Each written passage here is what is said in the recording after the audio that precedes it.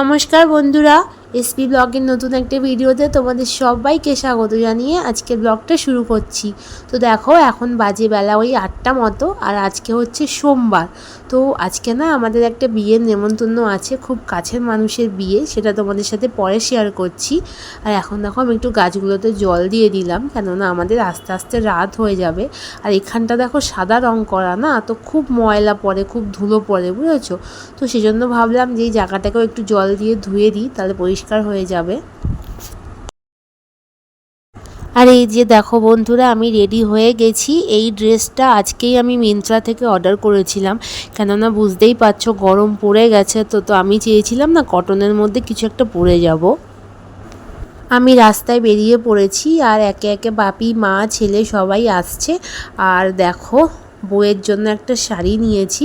তো বউটা কে বলো তো? বউটা হচ্ছে আমার দিদা, মানে আমার মার মাসি হয় সম্পর্কে। তো আমার দিদাই হবে। তো তার আজকে বিয়ে, বাদবাকি কাহিনী পরে তোমাদের সাথে আমি একদিন শেয়ার করব। আমি আর মা যখনই না শ্যামনগরের মন্দিরে আসি, তো এটাও তোমাদের বলে দিই যে বিয়েটা শ্যামনগরের মন্দিরে হচ্ছে, বাড়িতে হয়নি। তো যখন আমি আর মা শ্যামনগরে আসি, তো আমরা না এই দোকানটা থেকেই মিষ্টি কিনে নিয়ে ঠাকুরকে পুজো দিই। ওই ভেতরের দোকানগুলো থেকে আমরা মিষ্টি নিই না, কেননা আমাদের খুব একটা ভালো লাগে না ওই সন্দেশগুলো। তো এই দোকানটা থেকেই আমরা এখন মিষ্টি নিয়ে নিচ্ছি, নিয়ে তারপর আমরা সোজা ওই পারে চলে যাব। আর আমাদের না অনেকটা লেট হয়ে গেছে, বুঝেছো, আমরা সময় মতো ট্রেন পাইনি। আর আমাদেরকে বলা হয়েছে বিয়ের লগ্ন ওই 6টা, 6:30 নাগাদ, বুঝেছো। তো আমাদের পৌঁছাতেই 5:45 মতো বেজে গেছে। তো এখন তাড়াতাড়ি চলো, আমরা মিষ্টি নিয়ে সোজা এখন মন্দিরে চলে যাব, দেখবো যে সবাই এসেছে কিনা। আর তোমাদের সাথেও আমি শেয়ার করব আমার দিদাকে।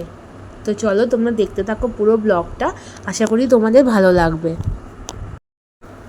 আমরা মন্দিরের রাস্তায় ঢুকে পড়েছি। দেখো এই রাস্তাটাই সোজা চলে যাচ্ছে মন্দিরের দিকে। তো তোমরা তো যারা যারা শ্যামনগরের মন্দিরে এসেছো তারা তো জানোই। তো এখন সোজা ওইদিকেই যাচ্ছি, আমি আর ছেলে প্রথমে, আর আমার একটু পেছনে দেখো মা আছে, আর একদম পিছনে বাবা, কেননা বাবার না হাঁটতে খুবই অসুবিধা হয়। তো এখান থেকে বেশি তো রাস্তা না, একটুকুনি, তাই আমি বললাম যে এইটুকুনি আস্তে আস্তে হেঁটে আসো, কোনো অসুবিধা হবে না। তো বাপি আসছে হেঁটে হেঁটে, আমি আর ছেলে তো আগে আগে যাচ্ছি, কেননা আমরা না দিদাকে দেখার জন্য খুবই এক্সাইটেড। মানে ওনাকে তো আমরা ওরকম বউ সাজে কখনো দেখিনি। তো আমি আর আমার ছেলে খুবই এক্সাইটেড ছিলাম, তো সেই জন্য আমরা সবার আগে যাচ্ছিলাম দেখো দৌড়ে দৌড়ে। এই দেখো ঢুকতেই দেখছি রাইট সাইডে একটা ফুচকার দোকান। তো আমার তো দেখে খুবই লোভ লাগছিল, ফুচকা অনেক দিন হয়ে গেছে খাইনি, বুঝেছো। তো এখন দেখো সোজা আমরা চলে যাচ্ছি এই রাস্তাটা দিয়ে মন্দিরের দিকে। তো মা বললো যে এদিক দিয়ে যাস না, বাদিক দিয়ে চল, এদিক দিয়ে গেলে উল্টো নাকি পেছন দিকটা পড়বে। তো আমি অনেক বছর আগে এসেছি, আমার অতটা মনে নেই, বুঝেছো। তো মা প্রায়ই আসে। তো মা বললো যে এই বাস সাইড দিয়ে চল, তাহলে সামনাসামনি পড়বে। তো এখন আমি আর মা দেখো সামনে এগিয়ে যাচ্ছি, আর মার হাতে দিদার ওই শাড়িটা আছে। মা দেখো রীতিমতো দৌড়াচ্ছে, কেননা মা ভেবেছে যে আমরা হয়তো সবার শেষে গিয়ে পৌঁছাবো। আর মা না তার মাসির বিয়েটা পুরো দেখতে চেয়েছে, আর আমারও খুব ইচ্ছা যে দিদার বিয়েটা আমি সামনে দাঁড়িয়ে দেখব, আর তোমাদের সাথেও আমি শেয়ার করব। তো সেজন্য না আমরা ভাবছি যে আমরাই হয়তো লেট করে ফেলেছি, সবাই হয়তো চলে এসেছে। আর এখন দেখো পুরো সন্ধ্যাই হয়ে গেছে ধরতে গেলে, তো একটু পরেই অন্ধকার হয়ে যাবে, তোমরা হয়তো ভালো করে দেখতেও পারবে না। তো সেজন্য আমি একটু আলো থাকতে থাকতেই তোমাদেরকে দিদার সাথে পরিচয় করিয়ে দিচ্ছি। পরিচয় না করাতে পারলেও দূর থেকে তোমাদের একটু আমি দেখিয়ে দেবো। আমরা তো ঢুকে পুরো অবাক, আজকে দেখছি প্রচুর পরিমাণে বিয়ে হচ্ছে, চারিদিকে বর বউ প্রচুর ঘোরাঘুরি করছে, বুঝেছো। তো আমি এর আগেও দেখেছি, কিন্তু আজকে যেন অতিরিক্ত, মানে সব বউ বরে ভর্তি, জানো না মন্দির। তো চলো এখন উপরে যাওয়া যাক, আগে গিয়ে মা যেই সন্দেশটা এনেছিল সেই সন্দেশটা দিয়ে এখন পুজো দেবে আগে, তারপর আমরা দেখি কোথায় আছে বাদবাকি ফ্যামিলির সবাই বসে। জানো তো বন্ধুরা, এখানে না ভিডিও করা অ্যালাউ করে না, তাও আমি একটু লুকিয়ে লুকিয়ে করছিলাম, কিন্তু তারপর আমাকে বকা দিয়েছে বলে আমি ক্যামেরা অফ করে দিয়েছিলাম। আর এখন দেখো আমরা এসেছি কি খুঁজতে বলো তো? আমরা এখন এসেছি পাখা খুঁজতে, হাত পাখা। কেননা এত গরম ওখানে যে মানে দাঁড়ানো যাচ্ছে না, আমি ছেলে মা পুরো ঘেমে যাচ্ছিলাম, বুঝেছো। তো আমরা এখন পাখা খুঁজতে বেরিয়েছিলাম, আর সাথে বাবা বলছিল যে চল কিছু ঠান্ডা খাই। তো বাবা এখন দেখো একটা স্প্রাইট খাচ্ছে, বাবা যেহেতু আইসক্রিম খায় না। আর আমি আর ছেলে মিলে এদিকে খাচ্ছি আইসক্রিম। আমারটা হচ্ছিল স্ট্রবেরি ফ্লেভার, আর আমার ছেলে খাচ্ছিল ম্যাঙ্গো ফ্লেভার। তো এই দেখো ইনি হচ্ছে আমার দিদা আর ইনি হচ্ছে আমার উডবি দাদু।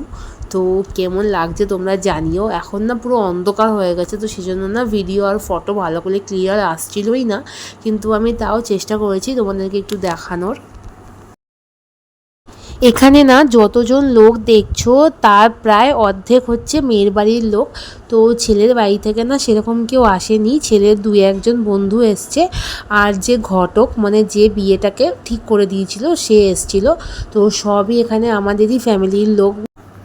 আর এদিকে দেখো দিদা তো খুবই টেনশানে রয়েছে। তো দাদু না বারবার করে বলছিল যে তুমি হাসছো না কেন, হাসো। তো আমরাও সবাই বলছিলাম যে হাসো তাহলে ফটোটা ভালো উঠবে। তো দিদার না সামনের বেশ কয়েকটা দাঁত পড়ে গেছিলো, তো সেজন্য হয়তো হাসছিল না। আর আমার দিদার ওই এজ 65 হয়ে গেছে, আর যে দাদুকে দেখছো তারও 70-এর কাছাকাছি বয়স।